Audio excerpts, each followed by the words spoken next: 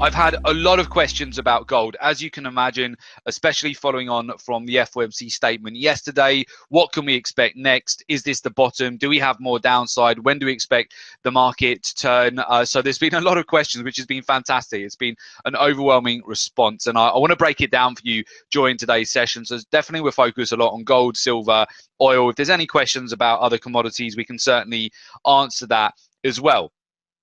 So we're on the gold chart at the moment.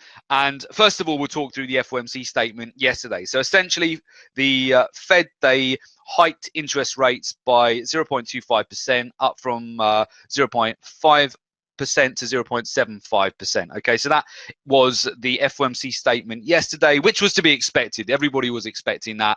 They delivered what was expected of them. Now, initially, we didn't see too much of a move on the markets. The US dollar was chopping about on the back of that news. Gold and silver were being supported. After that statement, it came as no surprise to the markets. Now, one of the big reasons that we've seen the US dollar breaking out to 14-year highs today, we've seen gold and silver also breaking through their support zones, was due to the Fed forecasts regarding future rate hikes, which has become more optimistic. So in particular, the Fed's economists went from expecting 2 rate hikes in 2017 to expecting 3 rate hikes in 2017. So with that, we saw the US dollar surge afterwards. Gold and silver began their breakdown. Gold, most notably, as we've discussed previously with the gold to silver ratio, you want to look at more pressure to the downside for the gold market as opposed to silver, but both are selling off today.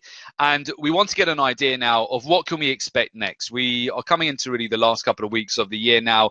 How are these markets going to shape up over the next 2 weeks coming into January as well? Okay, so first of all, we need to go back in history, back in time. What happened last year? So this time last year, the Fed also went ahead and increased interest rates, and they also made projections that they would go ahead with 4 interest rates over hikes over 2016. So we're now at December, the final FOMC statement of the year, and we've had 1 interest rate hike as opposed to 4. So that's important to bear in mind. So one of the primary reasons for the US dollar breaking out to multi-year highs right now is that the Fed has said that they're going to increase interest rates 3 times next year. So whether or not they do it, we'll see.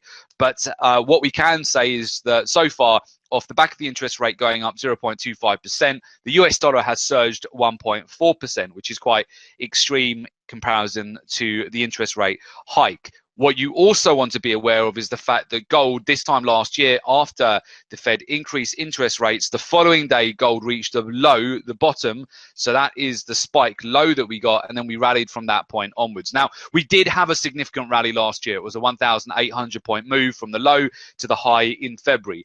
I don't expect the rally to be as significant once we do form a spike low. In gold and silver at the moment, you can see they're trying to form a spike low. We're getting these little bounces and then reversals, and we'll have a look at the chart very shortly. But we've got a time frame here. So either if we do have a spike low, we expect it to be in this week, either today or tomorrow. If we are going to bottom out with gold and silver off the back of the US dollar breaking out to multi-year highs, we would be looking for that to occur today or tomorrow. Otherwise, as I'm sure a lot of you are aware, next week volumes will drop in the market. There won't be as many market participants over next week and into the following week as well, which will be the last week of the year. And then what you want to look for is the potential for big inflows in January, the January effect. Hence, go back to historical charts. What happens normally over the month of January, 5-year, 15-year, 30-year cycle, you can see, especially if we're coming off the back of a very oversold condition with gold, this is where you can see big inflows at the beginning of the year, and that's what I would look for. So I'm either looking for a spike low to get formed on the precious metals today or tomorrow. Are they going to be able to create a spike low? What do I mean by that? It means essentially they'll form, you'll get a washout of gold and silver, which we're already seeing. But essentially you'll get a spike where you suddenly see big orders come into the market and a reversal. And at that point, it gives you a signal, okay, that's the bottom. The bottom is in. But normally gold and silver, they like to wash out, flush out all the long positions before they turn. So this week will be important, either today or tomorrow. And then if we don't see much movement, if they just consolidate, they continue to break down, then you look at January and February. I get asked a lot, as you can imagine, where I perceive the turning points to be in the gold and silver market. So I would then look at January as the next one. I wouldn't try to necessarily get into too many trades here.